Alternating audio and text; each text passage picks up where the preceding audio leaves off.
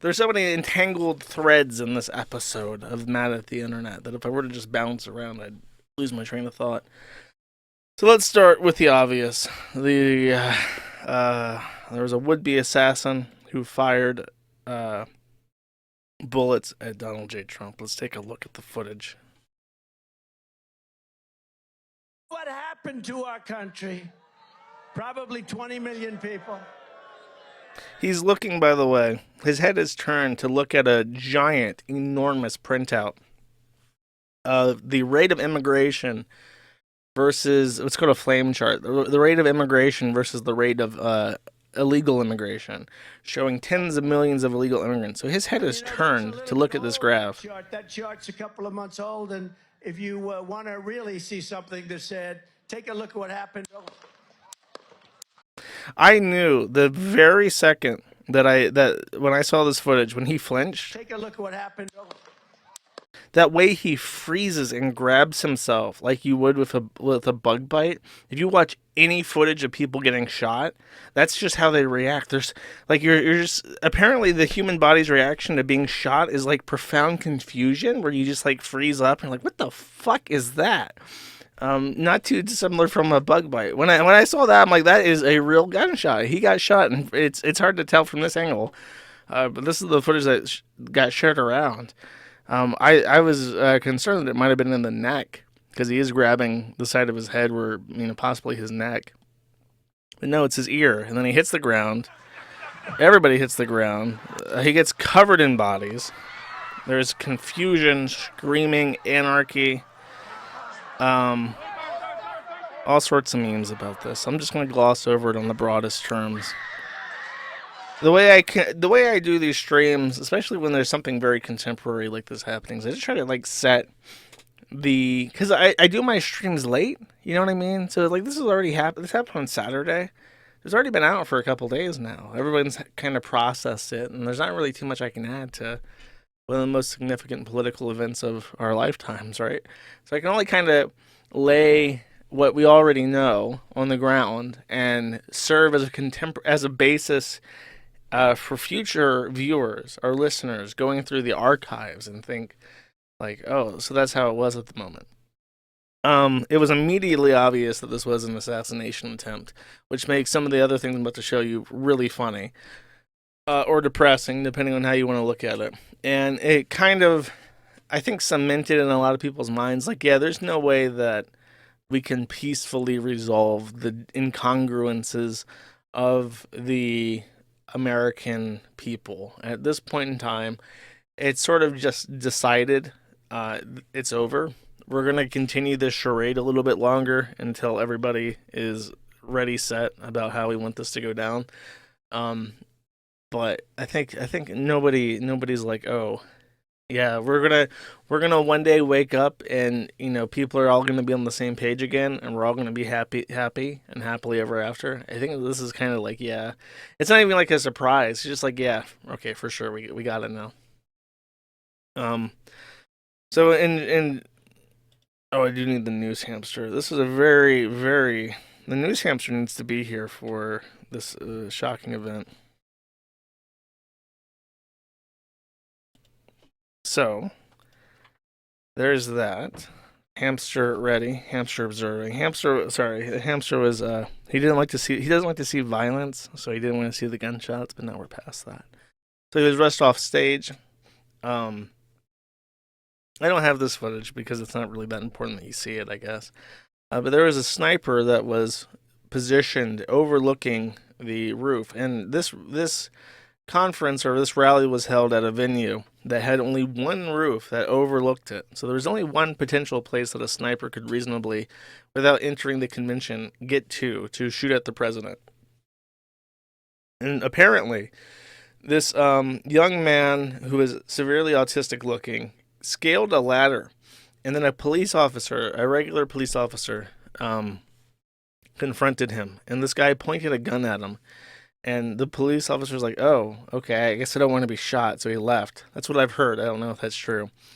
Then the sniper crawled across a roof, and the Secret Service agent on the opposing roof is dead ass fucking staring at him the entire time. The witnesses saw that he was crawling along his belly in obvious sight. Like, just imagine that you're a sniper and you're sitting there on the roof and you see this guy crawling across the only roof that could possibly shoot the president, and he has a gun in his hand or something suspicious looking. And you're thinking, like, is he going to shoot at the president? What's he doing over there? And that's literally what happened. And apparently, I mean, you could infer based on the situation that he was not permitted to fire to protect the president. For whatever reason, this person was not given authorization to shoot first, and neutralize this threat that was, like, very blatantly just sneaking up on him, in plain fucking sight. So that's a little bit confusing. And then as soon as the shots rang out, the sniper killed him. So that's bullshit. That's a complete lie, bro. You could you can literally see this guy staring at him, and there were witness accounts that he was crawling across the roof.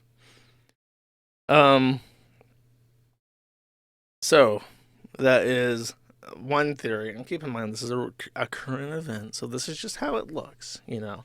Obviously, we have to trust the science and trust the government and trust that the Secret Service is going to conduct a true and honest, thorough audit of what happened and how this could have happened and so on and so forth.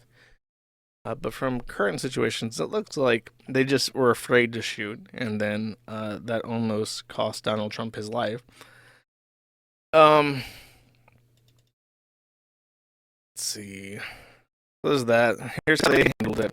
My question now, when I saw this in real time, I was thinking, oh my god, this is just like Star Wars. This is Dragonfire Don. And I think based on that name, that this is a guy who actually supports Trump. He's just retarded because he posts on Reddit. So he says, fuck, this feels so eerily like Star Wars, Revenge of the Sith. Quote, this has to be a Palpatine quote, I imagine. So it says, the attempt on my life has left me scarred and deformed, but I assure you my resolve has never been stronger. I honestly hope that Trump isn't going to become someone like Emperor Palpatine. This was literally word for word, my exact thoughts when this happened. And thankfully, Dragonfire Dawn articulately assembled this into words for me. CNN had different words for this. Their statement was, Trump falls to the ground on stage at rally. Unclear what is happening. It took, now, okay, so everyone saw this, and it's like you can hear the gunshots, bro. There's no lack of clarity in what the fuck is happening with this. I found this archived, by the way, thanks to Snopes. Fact check, did CNN publish headline, Secret Service rushes to Trump offstage after he falls at rally? The answer? It's true. Now, the context is that CNN was doing their journalistic due diligence and ensuring that their facts were straight before reporting to the American public that Donald Trump was almost assassinated. That's how they contextualize being fucking sloppy and shitty. But here's the fun part down here. So they explain the timeline of how they published this as soon as it happened, saying we don't know what the fuck's happening. And then they clarify, it is the ethical responsibility of the news coverage. I'm going to try to spin this. Like, emergency, Trump almost murdered, what do we do? You got Mr. Sheckelstein raising his hand and says, do we lie about it? Can we just say that it didn't happen? Like, no, man, there's witnesses, and it was all live streamed and shit. And Mr. Goldberg raises his hand and says, why do we make this about guns and gun safety? Can we make it about gun safety? And it's like, okay, we'll do that. That's a good idea. Says, well, and then Mr. Silverberg obviously also interjects and says, well, what if we make it a combination that because of something Trump did, he slipped and fell? You know, we can roll with that and say that it was his fault somehow. And then they decided against that. Like, okay, let's just cover it, and then let's hardline this to about guns and about mental health and about democracy. That's it. And that's how it continued. This was, by the way, live coverage, I think from CNN regarding the assassination attempt. Let's take a listen to what they have to say. Donald Trump and the people around him perceive themselves to be under threat, and that's all that matters. That is not legitimate. That is wrong. You hear the screams from the audience. People are terrified. It's a really low quality clip. Um, so yeah, the real danger here is that people are going to be galvanized to vote for Trump. What kind of people? Well, let's just refer to them as the 50 Cent demographic. Will surviving gunfire be Donald Trump's next appeal to black voters? On Forbes. This article I hunted down and I archived this. People screen capped it, but it was taken down so quickly, but it was still in the Google search results for the name. So then I pulled up the archive on the Wayback Machine, and then I archived that. So now we have a real copy of this that I have a triple, quadruple archived. Shots were fired at a Trump campaign rally in Butler, Pennsylvania. The former president narrowly escaped. He emerged bloody but fortunately not critically injured. Quote, President Trump thanks law enforcement and first responders, blah, blah, blah. Will Trump seize the apparent assassination attempt against him as an opportunity to meaningfully address the epidemic of gun violence in America? Will he deem unacceptable the dangers to which citizens are exposed as they go to schools? Butler is less than an hour north of Pittsburgh. It isn't an urban center, but many big cities in the large numbers of black Americans reside have long been plagued with inexcusably high levels of gun violence. FBI data shows that black people in Pittsburgh are 14 times more likely to die by gun homicide than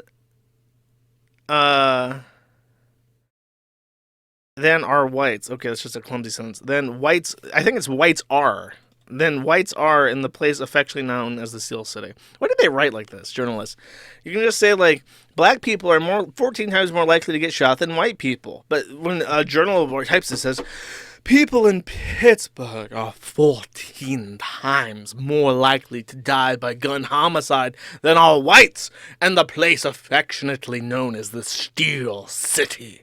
Like, you can't just write that like a fucking normal sentence. Like, 14 times, that's the number. Pittsburgh, that's the city. We gotta make this shit fucking gay. On the other side of the Commonwealth, Philadelphia gun homicide rate was 30.8 fatalities. Dude, that's like Panama City levels of violence. Blacks comprise the city's single largest racial group. They're 5 times more likely to die by gunfire than are whites. Milwaukee, where this year's Republican National Convention is being held, has the 6th highest homicide by firearm rate in the nation. There, blacks are 6.7 times more likely to be shot and killed than whites are. The best part about this? Look at this. Sean Harper is the author. This guy... Let me pull up his profile, because the real fucking punchline here is his like title. Sean Harper, former contributor. He contributed this like 3 days ago. Is he fired? Have you let the have they fired this guy because of this article?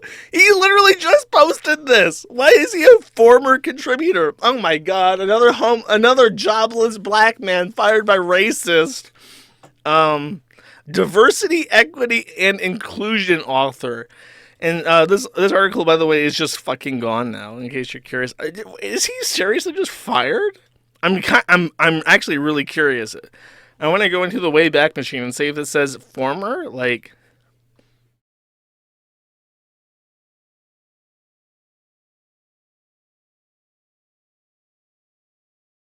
Oh my god. No, what is this? Access denied? Don't you fucking access deny me.